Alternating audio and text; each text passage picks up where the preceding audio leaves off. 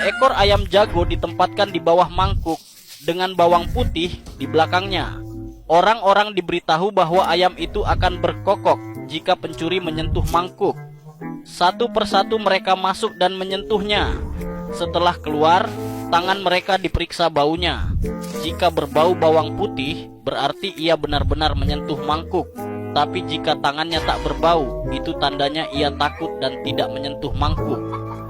Begitulah pencuri berhasil terungkap, meski ayam jago itu tidak melakukan apa-apa.